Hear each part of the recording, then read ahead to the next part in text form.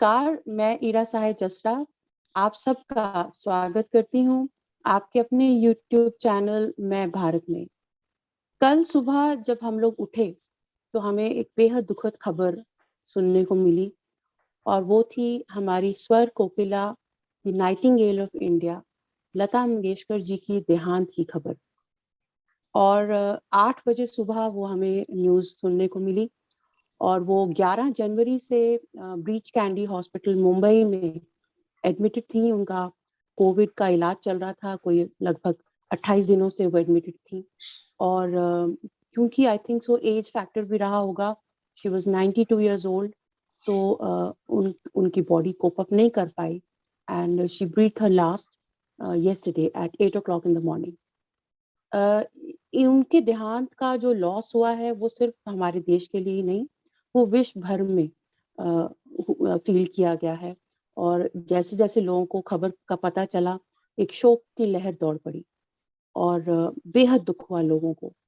आज जो हम ये कार्यक्रम कर रहे हैं, हम लता जी को श्रद्धांजलि दे रहे हैं अपने तरीके से, और हम प्रार्थना करते हैं कि ईश्वर उनको अपने चरणों में जगह दे और वो जहाँ भी हों खुश हों, क्योंकि उन्होंने अपने गीतों के द्वारा हम सब की जिंदगी को इतनी खुशियां उन्होंने दी, इतना संगीतमय हमारे जीवन को बनाया कि मुझे लगता है कि उनको जहां पर भी अब होंगी वो उन्हीं सुरों में रहेंगी।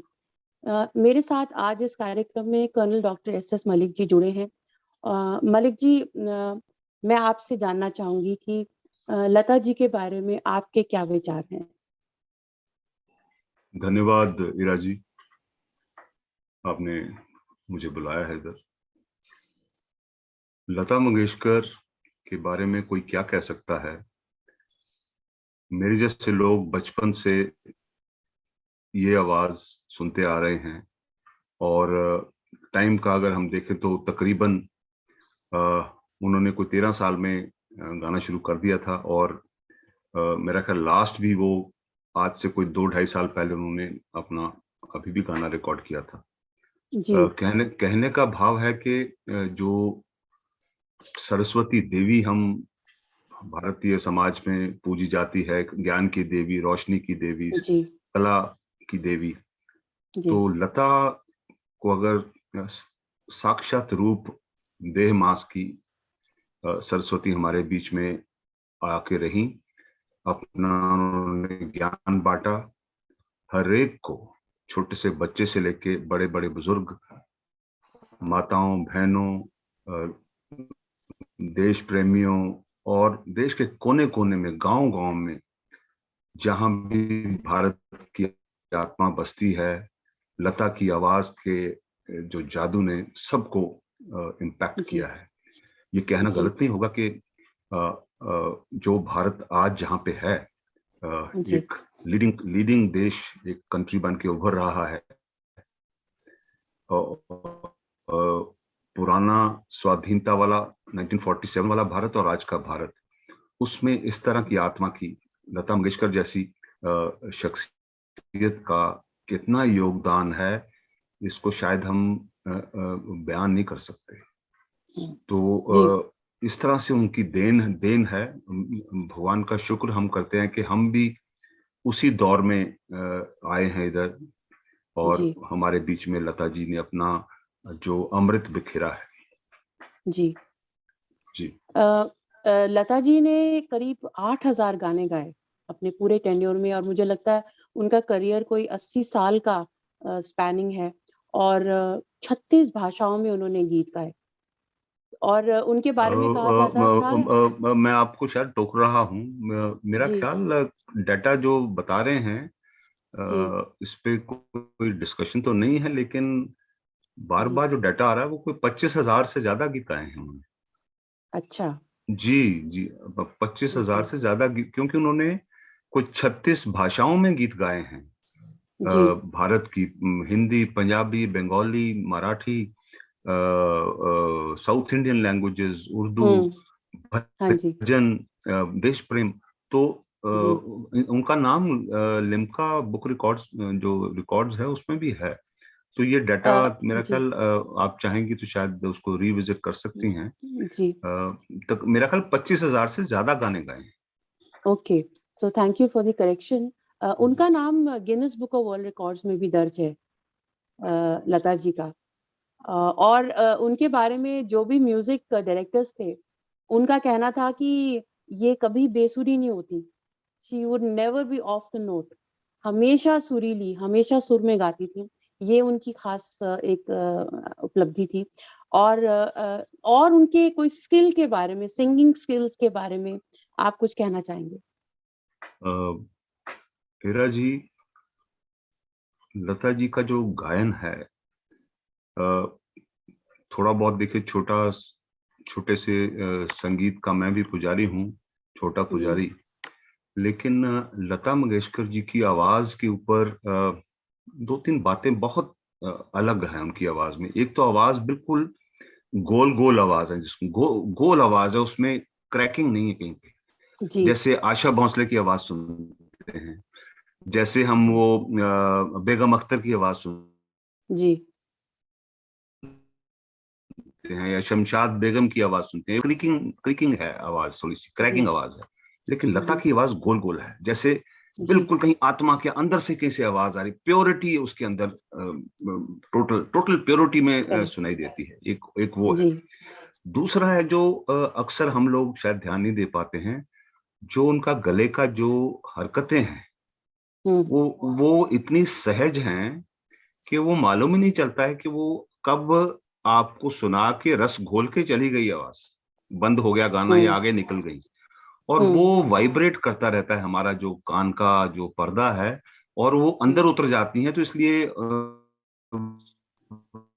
रोम रोम तक वो फिर सारा शरीर, सारी आत्मा, सारा आपका जो वजूद है, आवाज के जी साथ और अलग दूसरों से हो गई यहाँ पे। हम्म और हम्म छोटी छोटी मुर्कियां उनकी, क्लासिकल हम हम्म सब बात करते हैं, क्लासिकल बहुत गाया उन्होंने, जी लेकिन क्लासिकल जो जिस सहज भाव से गाया उन्होंने, वो वैसा तो हम्म कोई भी दूसरी कोई आसपास भी नहीं है, कोई मीलों मील दूर तक नजर नहीं आती। उनके क्लासिकल जी सुने आप, उनका उनका मुर्कियां जी सुने उनकी।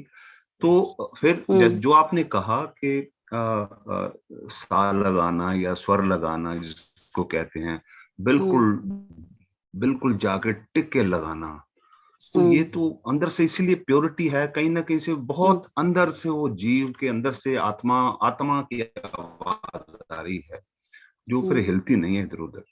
वो समर्पण जी नजर आता है उनका हमें संगीत के प्रति। और जी एक भाव है, मतलब क्या कोई कहे, बिल्कुल मुकम्मल एक दैविक देवी की आवाज है। जी उनका जो कंट्रीब्यूशन है हमारे देश में, वो सिर्फ म्यूजिक से रिलेटेड नहीं है, और उसमें और भी चीजों में उनका बहुत कंट्रीब्यूशन है। We look at her beyond music, beyond being just a singer. उनको बहुत सारे प्रेस्टिजियस अवार्ड से नवाजा गया था। आप उनके बारे में कुछ बताना चाहेंगे? देखिए, अवार्ड्स तो मेरे ख्याल अवार्ड्स भी छोटे पड़ जाएंगे इस तरह की हस्ती के लिए।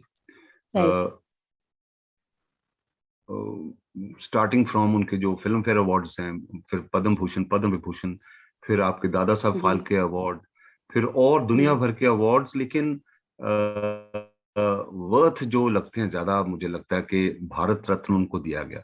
इस देश ने जी उनको इस काबिल समझा कि वो जैसे अकबर के दरबार में तानसेन जी नवरत्नों में थे, तो जी लता तो बहुत आगे हैं उनसे। ये भारत जी रत्न पूरे भारत की रत्न है।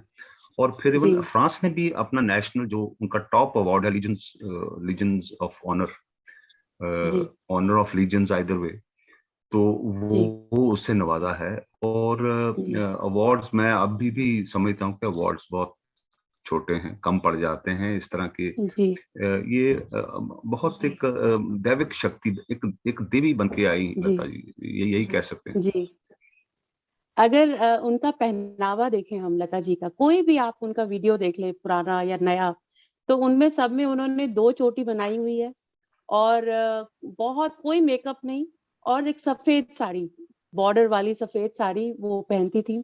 एंड मेरे ख्याल से वो जो उनका रूप था, it became you know same as जैसे सरस्वती माँ को हम देखते हैं, you know, she was demonstrating that. जी तो जी वो जी, प्योरिटी उनकी पर्सनालिटी में थी। बिल्कुल बिल्कुल जी बिल्कुल। जी। इसमें जी इसमें कोई दो राय एंड नहीं है। जी, जी इसमें कोई दो राय नहीं। आपने जो जैसा कहा, उनके उनके जो गायन है, जो गीत हम सुनते हैं, जी। भले ही आप पिक्चर ना देख रहे हो, आजकल तो हम्म वीडियो का बड़ा जमाना है, फिल्म्स भी चल रही हैं, और हम्म पर्दे पे हम देखते हैं पिक्चरें।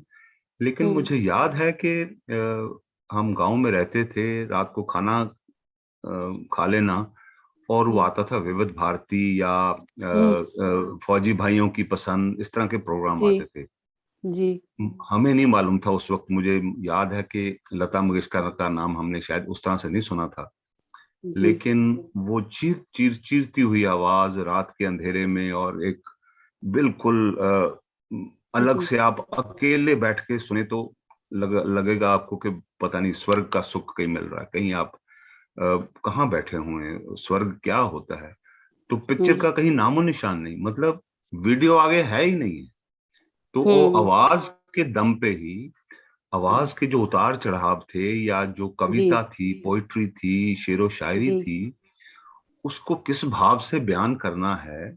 और जो जी। म्यूजिक डायरेक्टर्स वगैरह भी, क्योंकि सारी टीम काम करती थी, तो हम्म वो सब सोच के और किस तरह से एक फिनिश करके ये प्रोडक्ट देते थे, लता जी की हम्म, जैसे जी गायक लोग। जी तो वो एक अपने आप में, मेरा ख्याल यूनिवर्सिटी का काम है, पूरा एक ग्रंथ है, लता ग्रंथ है एक जी पूरा। जी तो उस तरह से हम मतलब इस तरह से, इसी तरह से देख सकते हैं लता जी को, उनके काम को। जी। ये तो फैक्ट है कि Lata ji can not be replicated, she can not be copied. आप उनकी खुशबू ले सकते हैं और उनसे आप सीख सकते हैं, या थोड़ा बहुत उनको उनके यू नो उनका आशीर्वाद ले सकते हैं। It's very difficult to be like हर।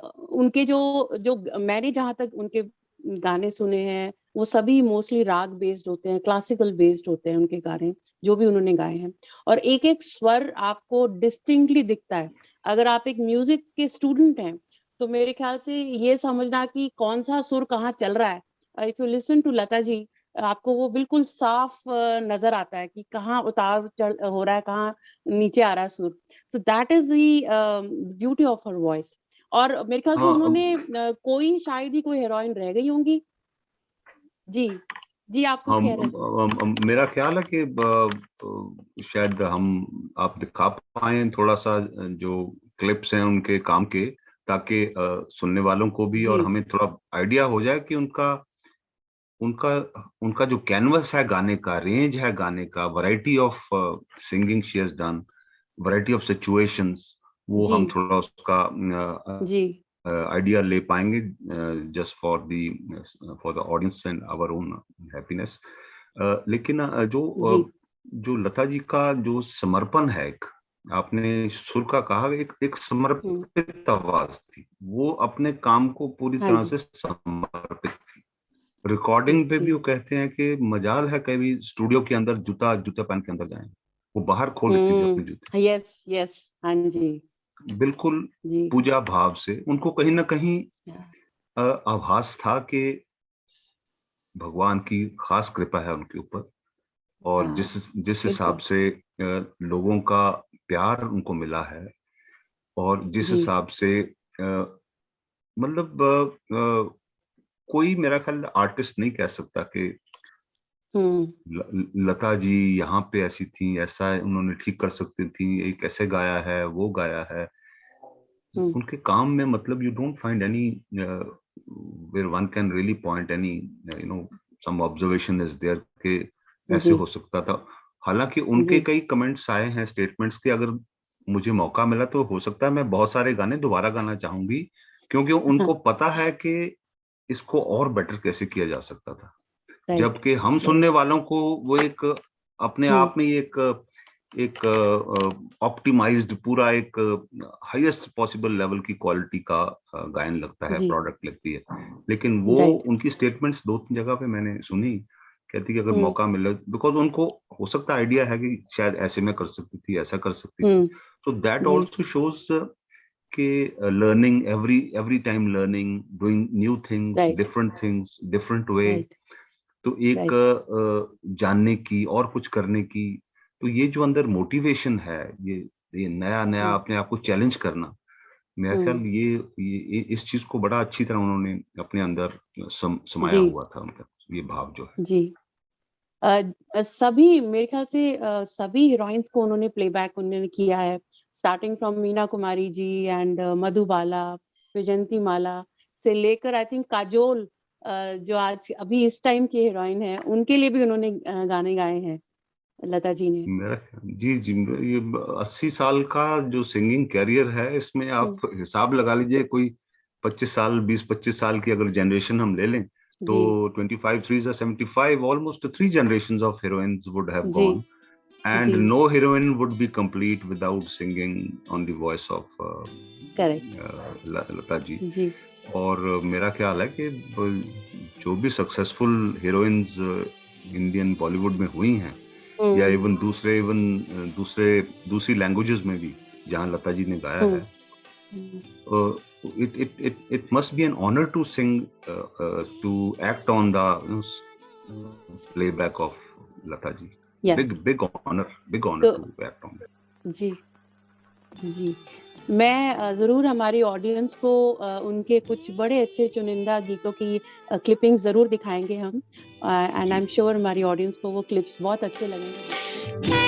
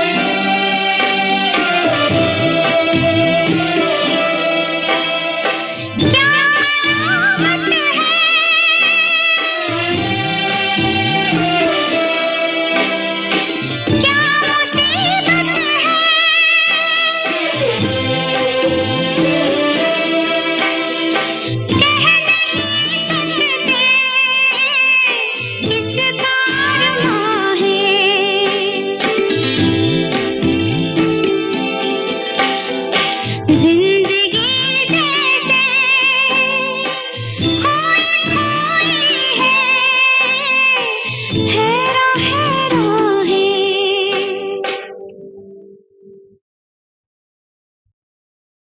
ये ज़मीं चुप है,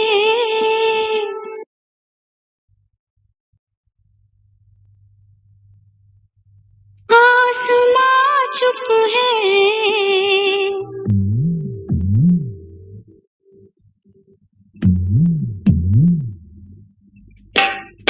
फिर ये धड़कन सी जान सुन क्या है दिले नादा, है दिले नादा।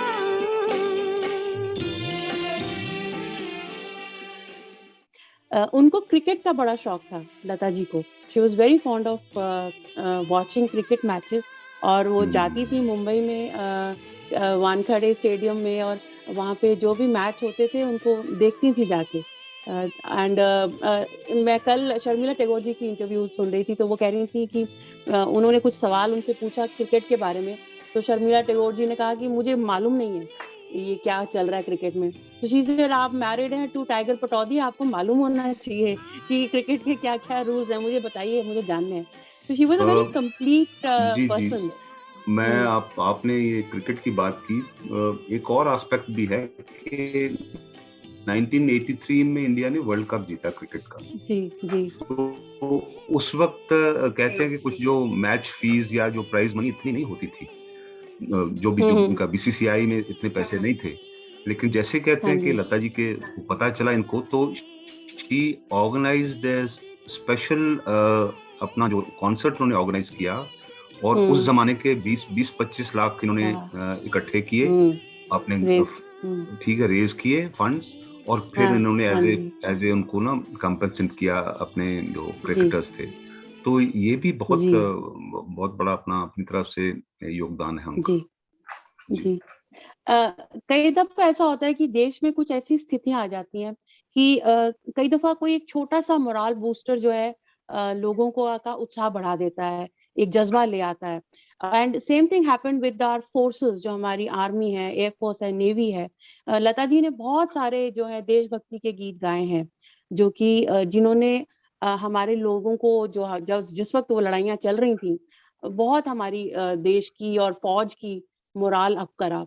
तो उसके बारे में कुछ आप बताइएगा। आपने बड़ा अच्छा ये जो अच्छी बात की है कि बहुत सारे गीत गाए उन्होंने देश प्रेम के। जी। और भारत टाइम टू टाइम बाहर के आक्रमण से, दुश्मनों से टाइम टू टाइम दो चार होता रहा है। तो मेरा ख्याल है बाकी गीत इनके जो एक नेशनल इंटरनेशनल जो फेम का गाना इनका सामने आया, वो है ऐ मेरे वतन के लोगों, जरा आंख में भर लो पानी, जी। जो शहीद हुए हैं उनकी जरा याद करो कुर्बानी। ये गीत इरा जी, ये गीत उस वक्त गाया गया जब इंडिया की चाइना के साथ 1962 में वॉर हुई थी, और इंडिया क्योंकि तैयार नहीं थे, दुश्मन ने धोखे के साथ हमारे ऊपर वार किया, और देश काफी सहमा हुआ था। तो उस वक्त ये गीत, ये कविता सामने आई, और कहते हैं कि जब पब्लिकली उन्होंने गाया नेहरू जी की उपस्थिति में, और कोई भी इसमें एतराज नहीं है कि भाई वो भारत 1962 वाला भारत, उस वक्त हमारी गरीबी थी और अनाज की कमी थी। वो दिन और आज का दिन कहीं ना कहीं पे लता जैसी शख्सियतों की कंट्रीब्यूशन बहुत ज्यादा है देश का वो जज्बा पैदा करने की, कि हम किसी से मांगेंगे नहीं। हमारी सेना सबसे अव्वल दर्जे की सेना है, और सारा भारत सेना रिप्रेजेंट करती है, क्योंकि बड़ा अलग से उसमें गायन में है, कोई सिख, कोई जाट मराठा, कोई गुरखा, कोई मद्रासी, मतलब वो कविता ने सारा कवर कर दिया है भारत को। और ऊपर नीचे आवाज का जो रेंज है और जो भाव प्रकट किए हैं हर शब्द के ऊपर उन्होंने, वो जी कहीं ना कहीं से हमारी भारतीयता को, हमारी चेतना को झंझोड़ता है। जी तो जो हमें ये जो आज का भारत एक राइजिंग इकोनॉमी बन गया है, एक विश्व गुरु बन के सामने आ रहा है, हर जगह ज्ञान बांट रहा है, हर जगह फ्री में गंदम आज दे रहा है, वीट दुनिया जी भर में दे रहा है, दवाइयां दे रहा है, तो कहीं ना कहीं पे लता जी का योगदान इसमें बहुत ज्यादा है। जी। जी, तो अब कार्यक्रम के अंत में मैं आपसे रिक्वेस्ट करूंगी कि आप इस गीत की कुछ लाइनें हमें सुना दें। जरूर जरूर जरूर। जी ऐ मेरे वतन के लोग,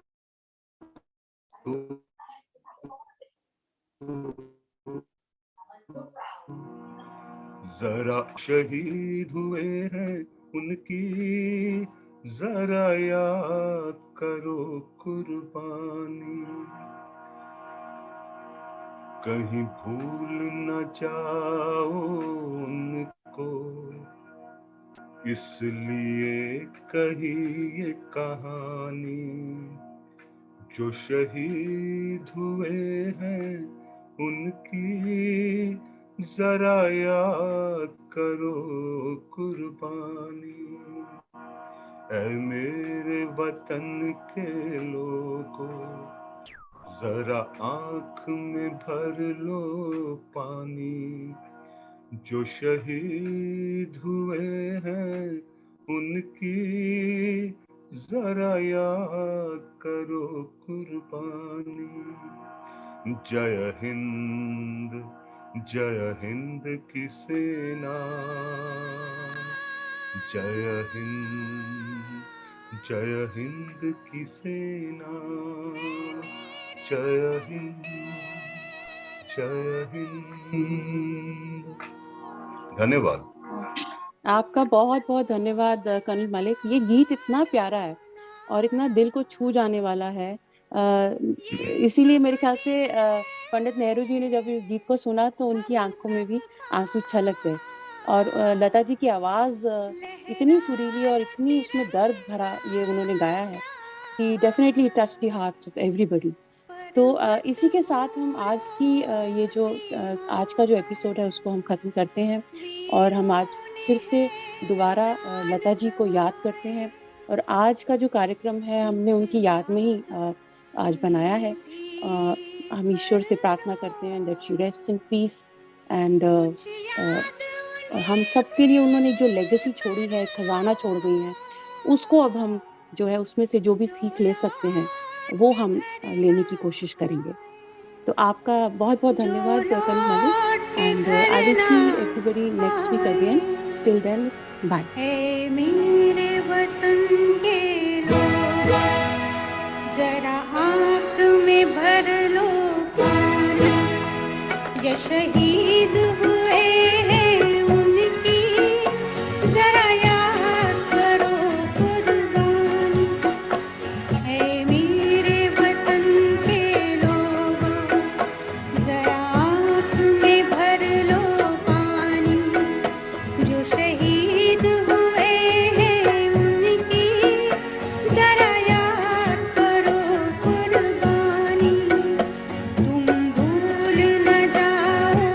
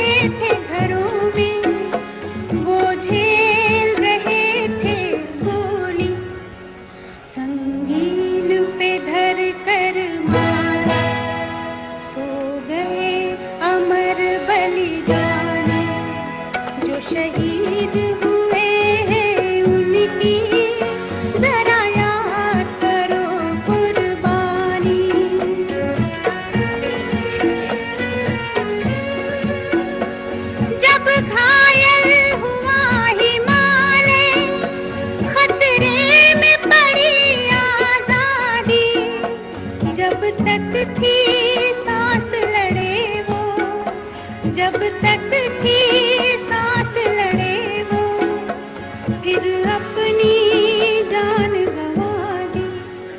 जो खून गिरा पर्वत पर, वो खून था हिंदुस्तानी। जो शहीद हुए हैं उनकी जरा याद करो कुर्बानी।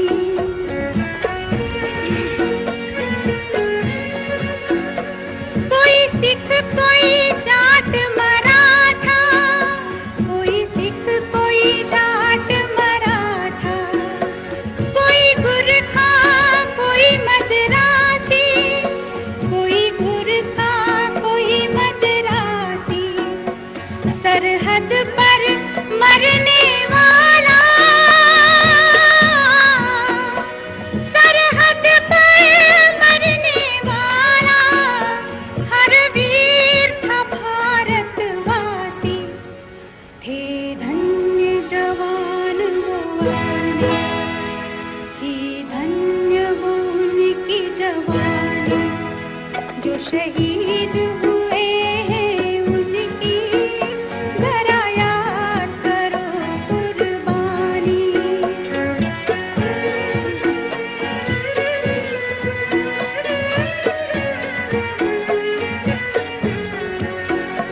थी खून से लथपथ काया, फिर भी बंदूक उठाकर 10-10 को एक ने मारा। फिर गिर गए होश गंवाकर, जब अंत समय आया तो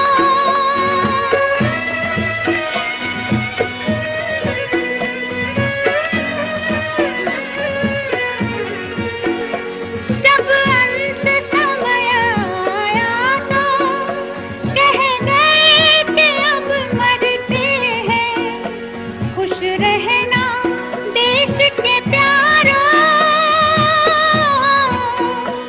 खुश रहना देश के प्यारों। अब हम तो सफर करते हैं, अब हम तो सफर करते हैं। क्या लोग थे वो दीवाने, क्या लोग थे वो अभिमानी। जो शहीद हुए